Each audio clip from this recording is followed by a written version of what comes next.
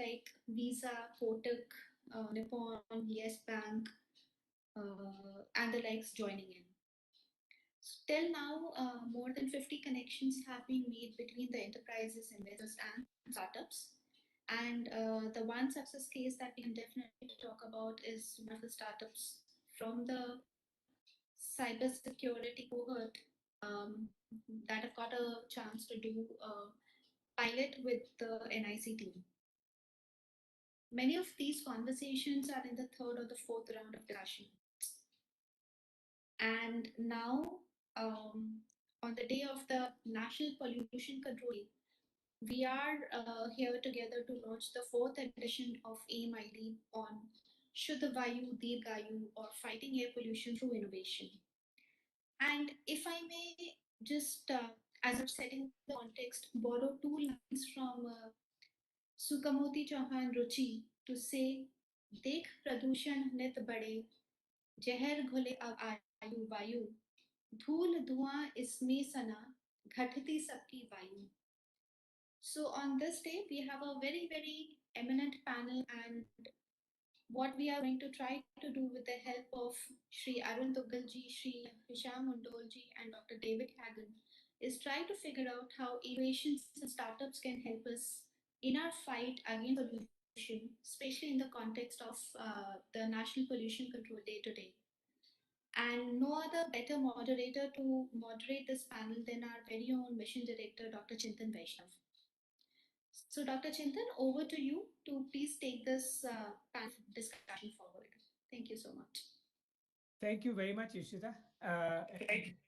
Welcome all. I hope you can hear me okay. Yes, sir. Yes, we can. Excellent, excellent. Well, so this is a platform, the iLeap is a platform which allows us to be opportunistic and respond to various timely topics where we can connect innovators or startups to investors and other parts of the ecosystem. So, uh, and we realized that the Delhi folks seem to care about pollution when it's there. And so we thought, let's run this version of iLeap about air quality and see what we can do. And in fact, get started in that direction so we can sort of do more about it. I thank all of you to join us, especially David, who is in Boston, and it's only 5:30 a.m. For him in the morning. So now this question of the sort of the regional air pollution in the Indo-Gangetic plains, which not only affects India, but it affects all the way from Pakistan to India to Nepal, Bhutan, Bangladesh, and so on. It impacts many lives as oftentimes I feel that this is in some ways the most the gravity of this issue is the most underappreciated of all the various dangers that we have to our lives, especially because this is one issue from which we cannot. Ishita, can you mute your mic, please? This is one.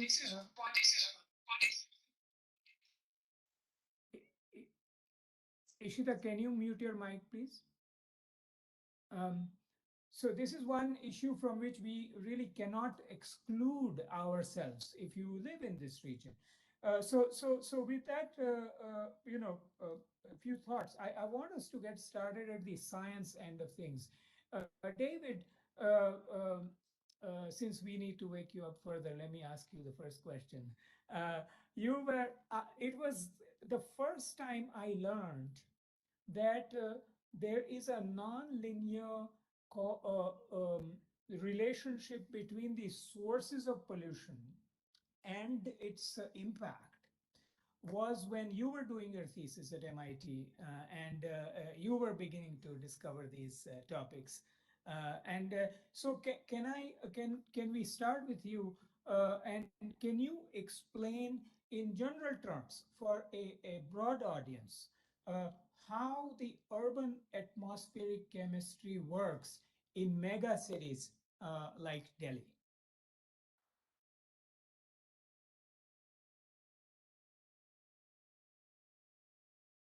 Are you on mute? We can't hear you. There we go. Sorry. Sure. So as Chintan mentioned, sorry, um, there's a very nonlinear relationship between emissions and pollution, especially in an area like Delhi. And so what I mean by that is that oftentimes when we talk about pollution, we're really talking about particle pollution. So PM 2.5 being the primary parameter that is both measured and regulated by the government and talked about internationally. And only about 30 to 40% of the PM 2.5 is emitted in the primary phase, meaning that it's emitted as a particle.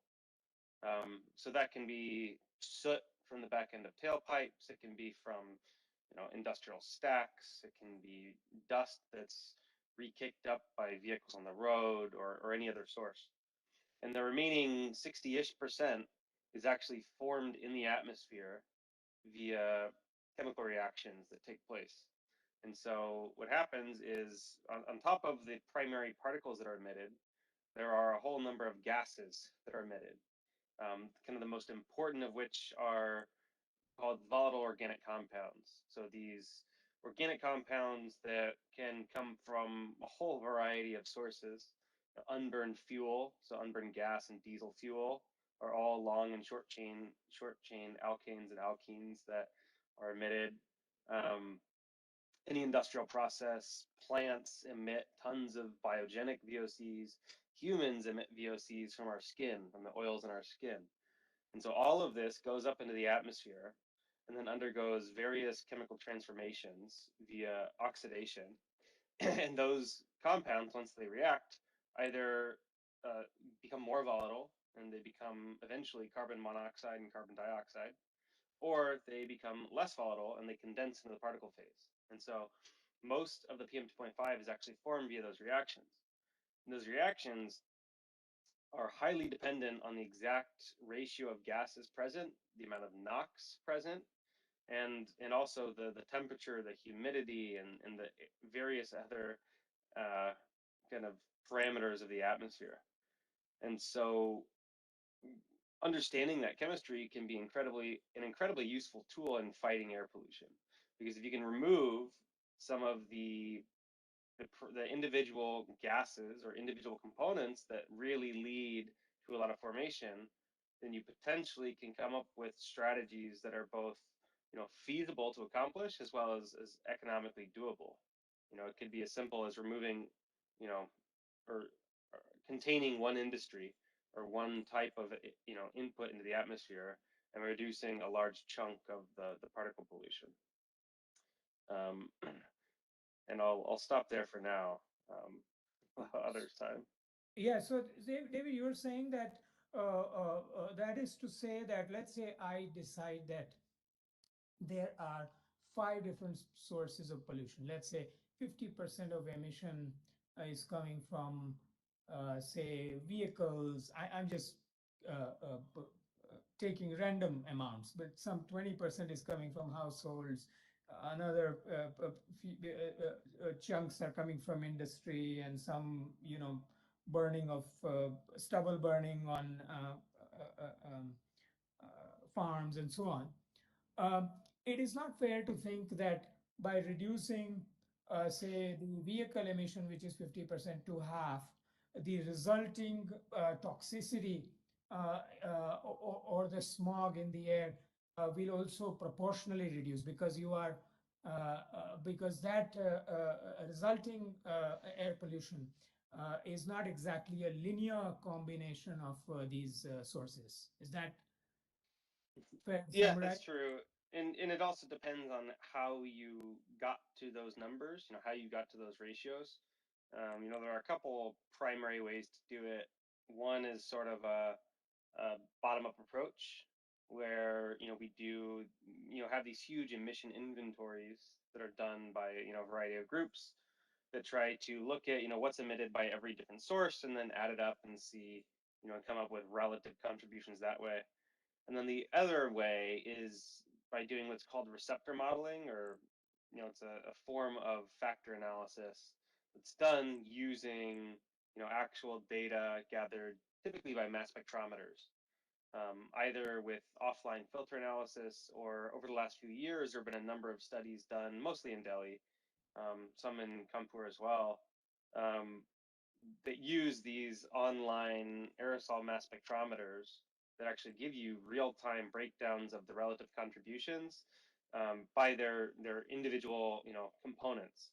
So, it obviously can't tell you if it comes from a vehicle or or stubble burning or some specific industry, but you take all those inputs and then you do this factor analysis that basically finds covariating signals, and then there's enough an understanding of the chemistry to say, okay, this is likely from hydrocarbon based combustion, and that can mean vehicles or you know tractors or other things, or generators, but that gives us a pretty good idea of where something comes from.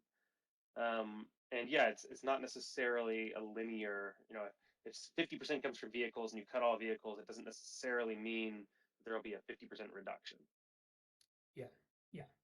No, that's great. That's great. Let's take that base and move to Arunji, who has done similar work in this area as well, and particularly in the context of Delhi. I want to ask you. I want to request you to explain to our audience how to understand the multi-dimensional problem that air pollution of Delhi is.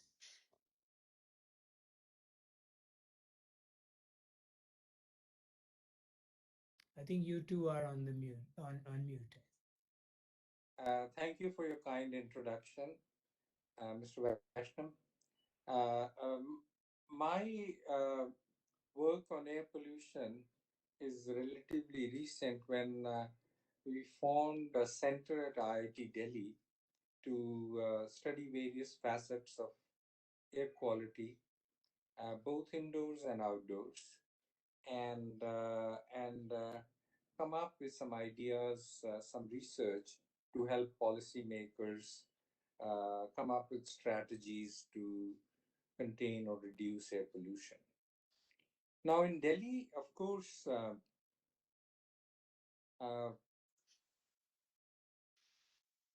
has some of the same factors which impact other cities in India, which are vehicular pollution, automotive pollution coming from cars, two-wheelers, three-wheelers, trucks, buses, diesel vehicles, small commercial vehicles, etc. Based on some of the studies that I've seen, this is a very significant part of the emissions and cause of air pollution in Delhi. Then, of course, we are in the airshed, where there are a number of power plants located around Delhi, maybe whatever distance, but the air pollutants travel from the thermal power plant chimneys to long distance, and we do get some share of it, depending on the location of the thermal power plant and the wind direction.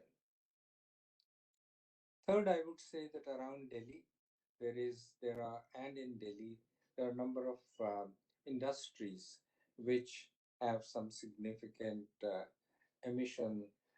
We've talked about brick kilns a lot, but there are other industries in which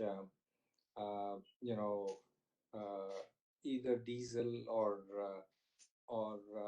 other fuels are burnt, and they cause pollution. Next, I would say, is the construction dust that generates pollutants. The then we have some episodic or seasonal factors like stubble burning. We have Diwali time, the pollutants from crackers, and some other uncontrollable seasonal factors like dust storms, etc. So this is the whole mix of factors which impact Delhi, and these factors are not significantly different in my view than what would impact, say, Karnal or Ambala or Jaipur. So, Yeah. so I'll stop here and say that it's important to understand all these factors, but Delhi, in some ways, is not unique. The proportion of some of these factors could be higher or lower, but the general mix is about the same. Great. That's very helpful to I mean argue that this is it's a regional problem. So let's not Correct. only think of Delhi. Uh, Let me go back to David for a second. David, if we were to take the same argument Arun was making, or the factors that or the sources that he was identifying, and argue the same thing at an atmospheric chemistry level, what would you say is the sort of the top reason for the formation of this kind of smog in Delhi around this time of the year for and for it to linger on for such a time? Do we understand that atmospheric chemistry? Yeah, to a degree.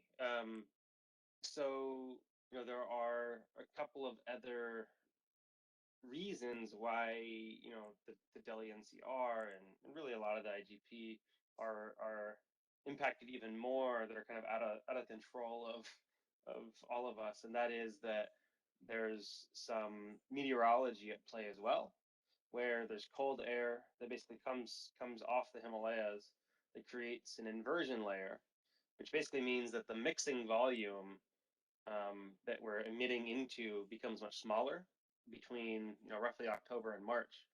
And that basically means that all of this stuff, on a typical day in the summer, you emit stuff during the day, and then at about midday, the inversion layer flips, and everything that was there goes up into the stratosphere. And so it's a way to dilute. During the winter, that doesn't happen, and so you're basically emitting into this much smaller volume, and you just keep doing that all winter. Um, and the only way for it to really get out is for there to be a lot of wind or something else to clear stuff out. And there's not much we can do about that. Um, and then the other portion of that is it's colder, right? And when it's colder, you get a lot of fog in water. It's more humid, and the chemistry fundamentally changes when you're talking about in water droplets. And so you have these water droplets, and the thermodynamics of these reactions just completely changes. And we don't know a ton about that, at least not in the context of India. There have been a lot of studies in other places, but as I mentioned, that the exact mixture of all these compounds really makes a difference. And then the last component is that there are specific, emitted pollutants that change, whether they're particles or gases depending on the temperature. And there's a pretty big temperature swing, in a place like Delhi between, June or July or August, really, and October. And so the big one that's specific to Delhi, that we don't have enough data to know if it persists in other parts of India, is chlorine. So there's a lot of chlorine in Delhi, um, and so up to 50 or 60 micrograms alone of just chlorine, and it's mostly in the colder months, at least in the particle phase. And that contributes a lot, both to the fog, basically, in terms of limiting visibility, as well as the total loading of particles that you're breathing in. So that's certainly an area where, that should be fairly easy to figure out where it's coming from, because it's fairly rare to have that much chlorine in the air. And to be able to solve at least that chunk of the puzzle, it's probably very industry specific. I don't know that it's been 100% identified yet, but I have, we have other colleagues that kind of specialize in that, both in India and at Berkeley. Yeah, yeah, no, that's great. So I think we have so far spoken about the supply side of the pollution. Of course, we've all come to endure its impact as we breathe, which we must as life goes on. And there's a lot of people doing things about, air purification, detection of air quality, and all on the impact side also. So of course, there are people doing innovations on the supply side in terms of how do you turn agro waste into biochar or things like that, or how do you reduce the industrial air pollution, how do you reduce the vehicular air pollution, all of that. But then also at home, how do you, so there's a spectrum of innovations that are happening. For example, I was recently in Bangalore, and somebody gave me this device called ZAP-C, for instance. It emits negative ions, and those bind with both the biological contaminants and chemical contaminants, and it makes them heavy and they drop. And so about 3 feet halo around you is cleaner. That's the argument. Anyways, a lot of people doing these types of things. Hisham has been looking at this landscape of these innovations. And let's go to him. And the question for you, Hisham, is how do you see this landscape in terms of the innovations the air quality work in India requires? Sure. Thank you, Mr. Vaishnav. And um, I want to start off with just a very brief introduction to Environmental Defense Fund because not too many people know of us. So we are a US-based global climate organization, and I am currently supporting them establish and expand their work in India. Our objective in the country and our work here is to support India, the government, civil society, private sector, in carving out an Indian pathway to shared sustainable prosperity. That's what we exist to do. Uh, to your question, so there are 3 or 4 things that I want to say, but before that, I'm just so happy that we're talking about innovation because it's not just technology. And I make this point because sometimes when you think of innovation, you assume that it has to be some really fancy new technology, and sometimes fancy new technologies are going to be needed or some new chemistry is going to be needed. But I want to make a call out for good old-fashioned process innovation, which is maybe not quite as glamorous as the fancy new tech, but could deliver extraordinary results and quite likely without the kind of capital intensity that some of the new technology requires. Um, on the uh, on the landscape per se, I think there are 3 or 4 broad areas where it would be really good to see more progress on the innovation side. The first is on the monitoring part of it. Now, we don't need any additional data, for example, in Delhi to tell us that there is an air pollution problem. That's not where we need to be going. What we need is how is it that a city government has actionable information where it can specifically target sources of air pollution. So improving the quality and accuracy of hyperlocal air quality sensing, um, improving reducing the costs of that to make it more viable and scalable, and also starting to think about what is the next generation of local air quality sensors. Where are modeling and machine learning and data analytics coming in to play to support government action in this case. So hyperlocal air quality sensing and monitoring. And another way of looking at it is also is can we improve the technology on satellites so that we can do a lot more of that. And again, the objective here is not necessarily to point out the problem, it is to direct towards a solution. That's one piece of work. The second area where I think it would be really good to see more focus is we've called out, the different sources of pollution, and you can work it out in different cities at different times of the year. Where the innovation is required is going to be on sector by sector. How can you viably reduce the costs, reduce the pollution? And I say this because nobody's sitting out there saying my objective is to pollute. I'm doing what I'm doing right now most times because I don't have a viable option to do otherwise. So if we're thinking construction, how is it going to be done viably? If we're thinking agriculture, how is it going to be done viably? And I think we should, as a community, spend as much time and resource on thinking through the viability of it as much as we think about the emissions reductions potential.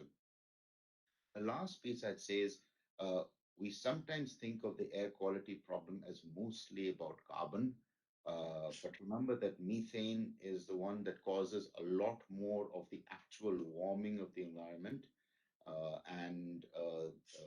The sources of methane leakages in India are different from what is there in other parts of the world. In India, it's more agriculture, livestock, waste management, but it is an area where uh, again, coming back to how do you reduce the leakages, can India devise solutions that will cost effectively reduce methane leakages? For example, is there a Indian recipe for animal feeds additive that could reduce methane from livestock?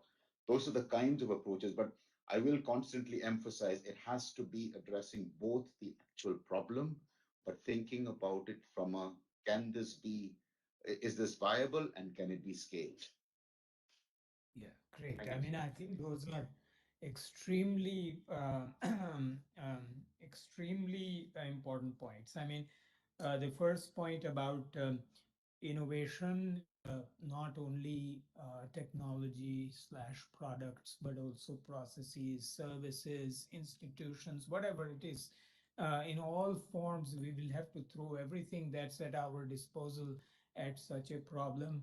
Um, Second, I think the sector by sector idea is a wonderful sort of a um, way of prioritize our and focus, component wise, and also the last bit about methane and it being beyond carbon. One of the things that I see people often struggle with, and I struggle with it also, is this idea of understanding how do you, this is a question for anybody who wants to take it, how do you most intuitively understand how small is PM 2.5? This is a Richard Feynman question, because this is such a small particle. We don't deal with things in that small uh, proportions. Uh,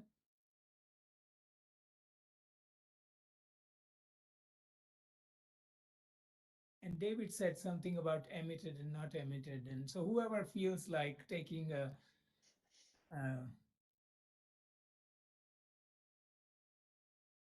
Repeat the question.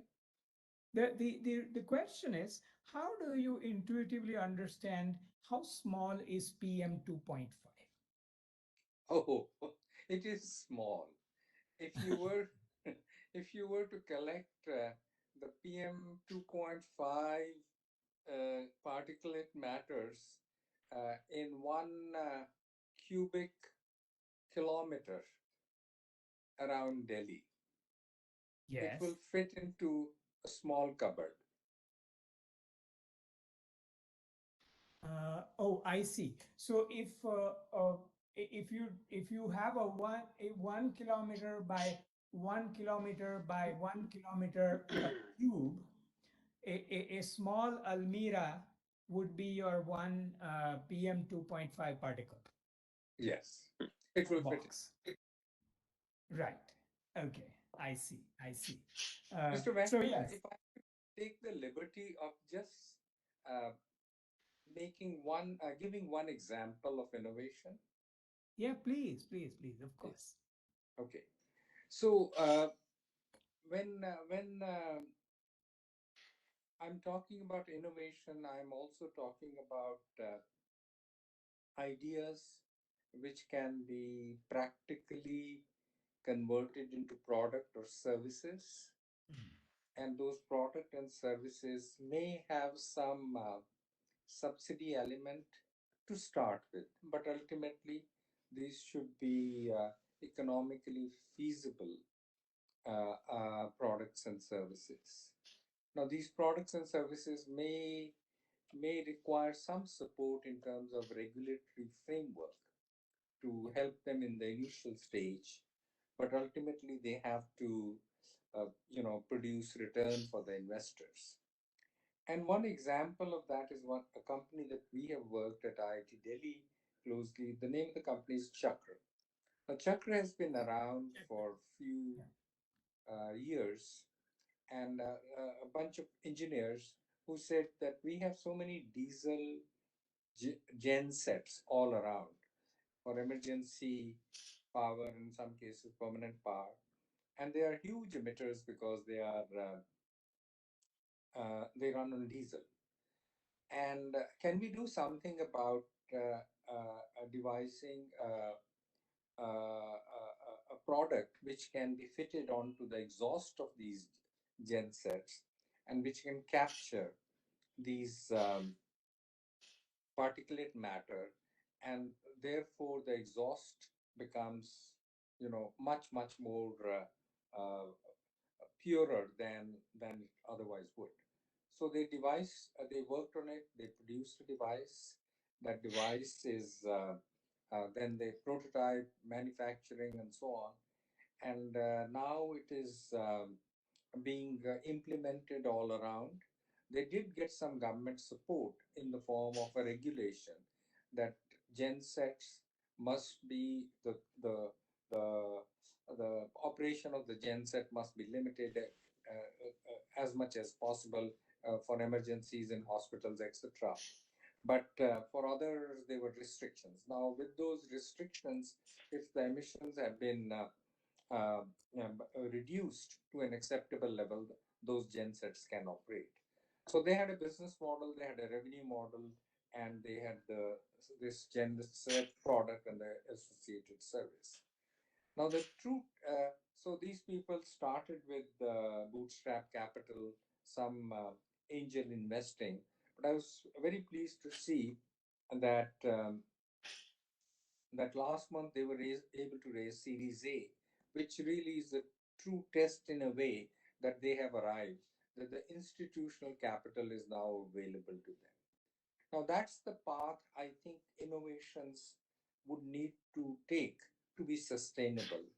And but they would need help. They would need mentorship. They would need initial support. They would need angel investing.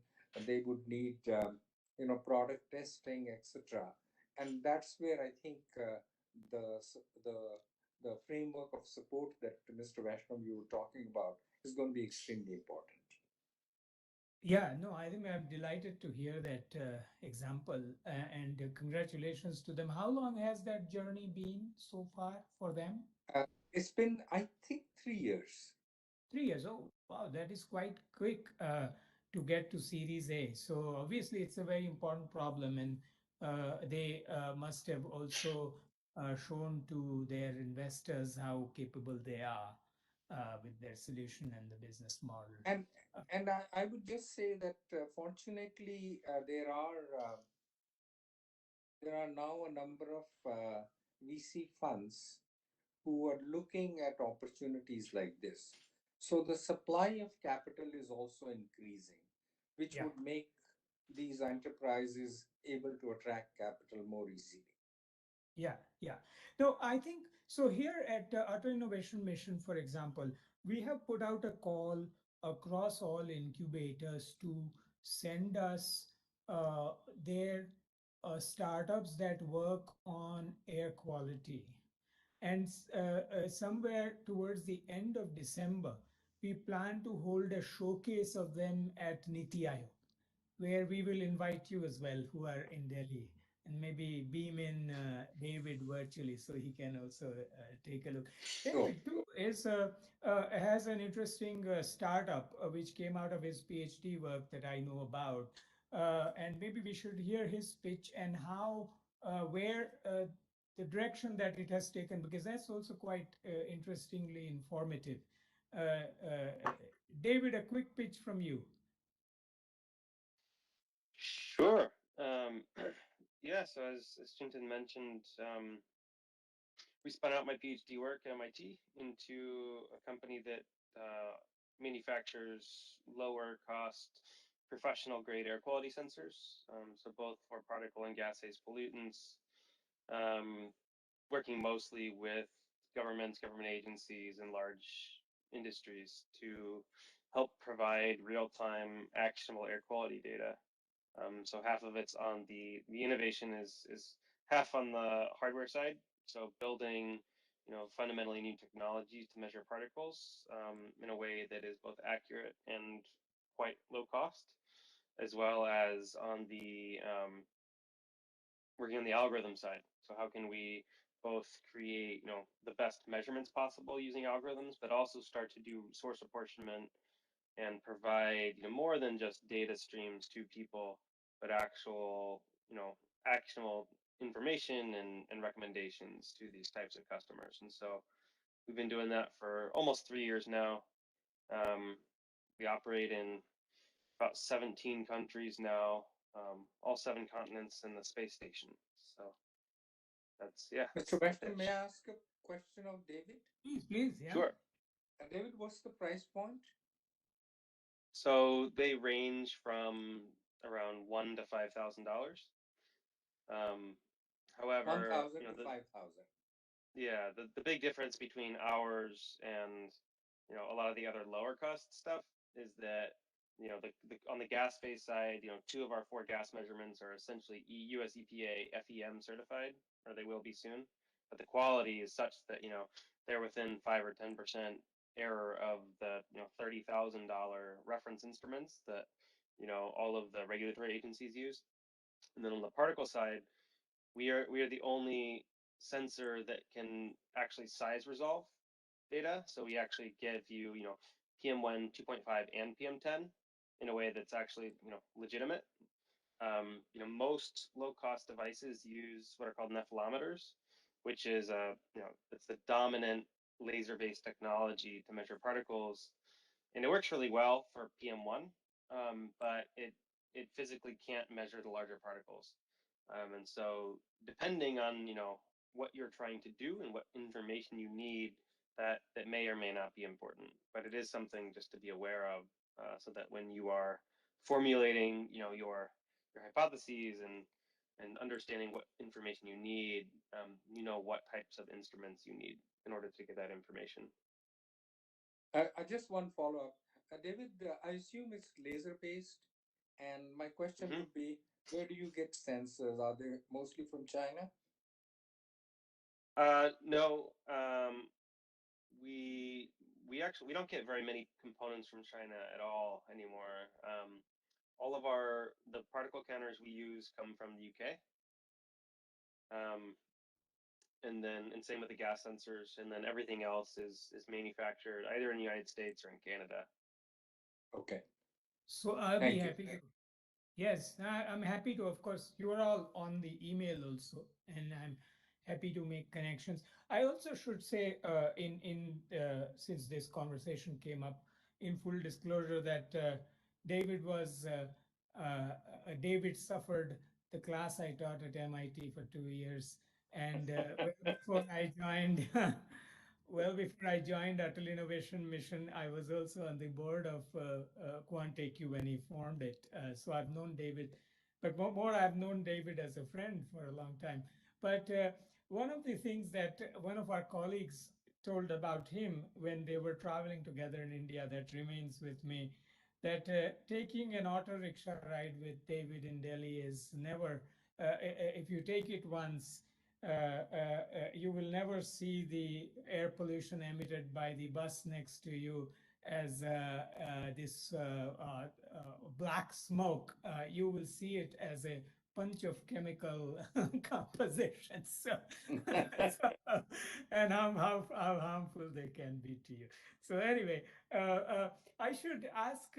So here's, last week I was traveling to Bangalore, and as I went to the airport from in Delhi, I was just looking around as to how bad the air quality seemed, and it just felt to me that we really have to get started at Turtle Innovation Mission to get ready for the next year, 2022 December. And we have to bring together every single innovation that we know of at our disposal to do some kind of a pilot with it. We may not, of course, solve this massive problem at once. That would be crazy to assume, but at least we get started in the direction of putting together all of these efforts. So my question for us here, for all of the panelists, is that if we were to do such a thing, what is the configuration of innovation, people, resources that you think we should put together? You may list whatever is on your mind, and I'll make a list of it so that we get something actionable out of this panel.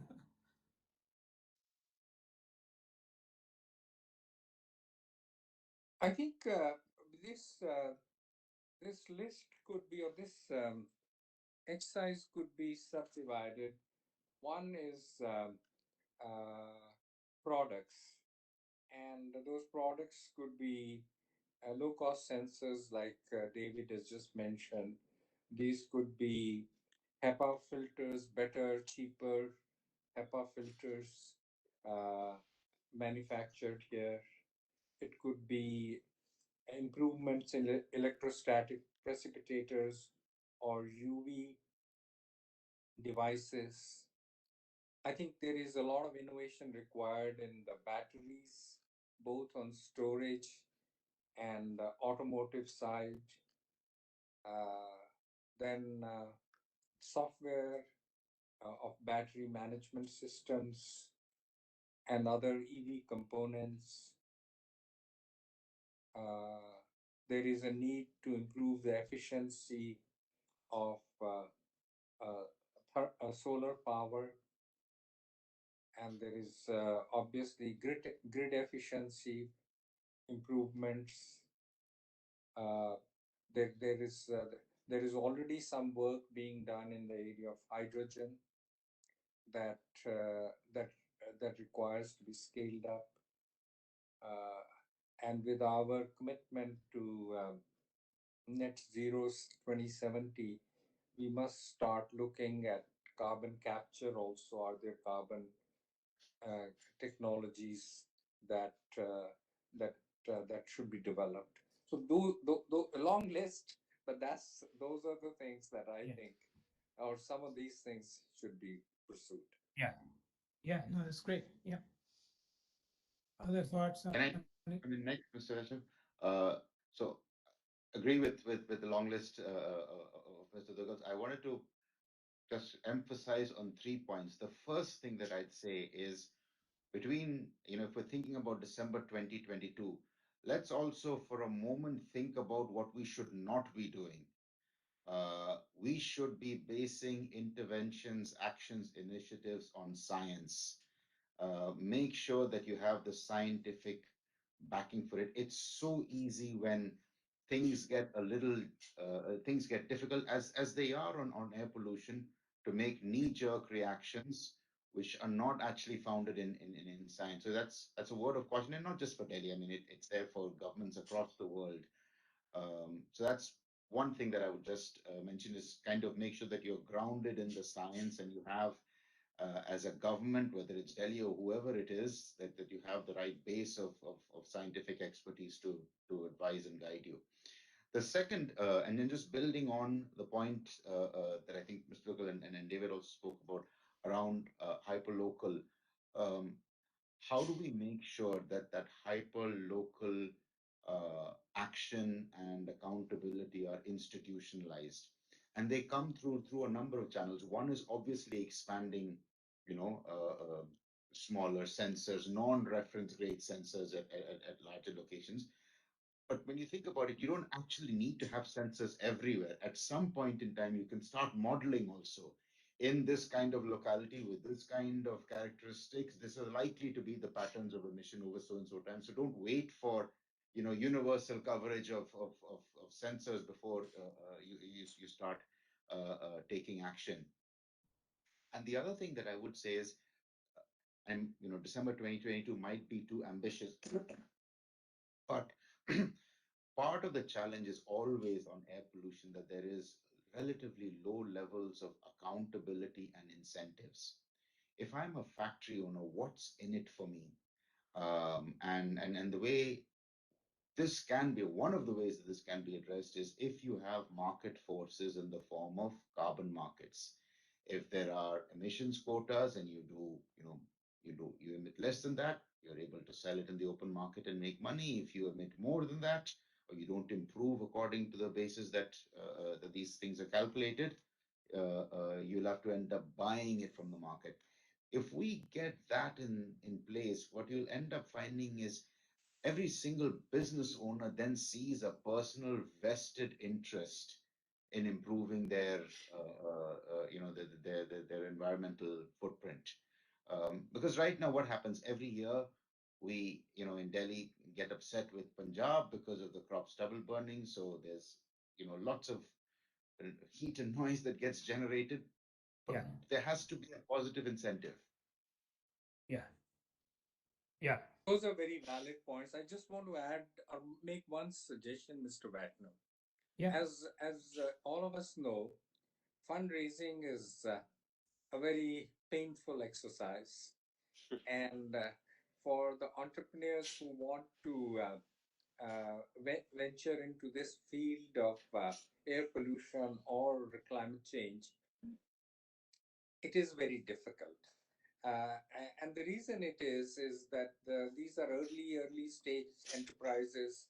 There is not enough incentive for a investment bank to take their mandate to go around, understand their product or service, and find a investor. So my suggestion, Mr. Vaishnav, is if you could think of creating a clearinghouse of venture funds, other investors, family offices, other environmental investors, green investors, green bond providers, and so that this data is available, can be on your website, um, uh, with some information about the type of investments they want to make, the size of investment, the stage of investment, their investment process, etc. So that if an entrepreneur is looking to raise capital, uh, he at least has a map to look at and say, these are the 3-4 people I want to go first because they seem to fit into the kind of needs that I have. That's a great suggestion. So one question I have is that if you were to sort of guess a number for that pot of money, let's say, how does one think about how much investment, uh, say, air quality innovations may need? Uh, One were to guess, yeah. Before I'll comment on that, but before that, I would say Yeah. On the supply side, there is much more money available, investment money available for climate change than air quality. And because climate change is a global problem, there are a lot of investors interested in it. What I find underappreciated is that the investment made in air quality improvement also have a co-benefit of climate change improvement. For example, if you have an electrostatic precipitator in this exhaust stack of a thermal power plant, it not only reduces air pollution, but it also reduces the carbon dioxide emission, and therefore it has a co-benefit. So Yeah. best way to position these things will be, or get the maximum interest would be when there is co-benefit. Mm. Well, that makes a lot of sense. I mean, I think we need to be deliberate about uh, since the co-benefit already exists. We need to be deliberate about uh, pitching it right, so that we target the investor Right, interest. exactly, Right, exactly. right. Were there any other thoughts on how to think about how much investment this kind of work would need? I know I'm asking a somewhat ill-defined question, but you think about investment more than I do. Yeah. I'm not so sure it's an ill-defined question, but it's certainly a difficult question. So I'm going to take the easy way out and answer a question that you haven't asked. Okay. But it's related to funding and a challenge that is that presents itself.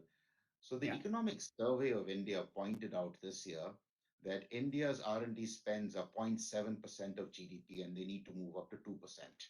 Mm. It also pointed out that corporate share of R&D spending to the nation's R&D spending was, I forget the exact number, but I think it was around 40%. And if you had to get to the top 10 economies of the world, the average was around 70%. So there is a gap in corporate R&D spending towards corporate R&D spending in general. Now, you can't mandate corporates to start spending R&D monies and all that, but what you can do is start making it more attractive for them to do it. I'm not even talking about concessional financing. Right now, it almost appears like where the ideas are coming from and what the demand for the ideas are not connected with each other. So you've got Indian academia coming up with some really impressive ideas, and the business sector is looking for something else. So Mm. how do you find a way that you bridge that gap between the innovators and the ideas and the Yeah. people who could buy them? And I'm thinking about corporates and generalist investors, not necessarily specialist Yeah. climate change investors, because that is where the real big market opportunity is. Yeah, yeah. No, I think that's a very important thought because, and we see it after sector after, we see it in sector after sector, and that, somebody brought a very nice analogy that imagine that there is a 10-mile road and the investor is waiting for you at mile 9, 8 or 9, and you have walked up to mile 3. You have a great pace, but you haven't walked the rest of the miles. And in other words, I mean, if you think of it as a more of a in the risk sort of sense, you haven't de-risked the idea sufficiently in terms of your technology and market for somebody to say, yes, I am willing to go forward with this. And that bridging that gap, I think in some ways, it is also the work of places like the Artificial Innovation Mission of many others. So I think this has been a fantastically educational hour, certainly for me, of conversation. And we're unfortunately coming to the end of it. But thank you very much for taking out the time to converse with us. And we will stay in touch with you as we move forward with how this conversation proceeds at Niti Aayog. So once again, thank you, Arunji, Hishamji, and Davidji. Thank you very much. Over to you, Ishita. Thank you, Chintanji. Yeah, thank you, everyone. Thank you. And Ishitaji. Thank you. Thanks so much. I think this was a very, very insightful discussion. We learned about not only the challenges, but the solutions and the other aspects that we need to keep in mind. Suggestion taken on creating some kind of a clearinghouse of all the funding agencies, and in fact, that's something that we have been thinking about internally as well.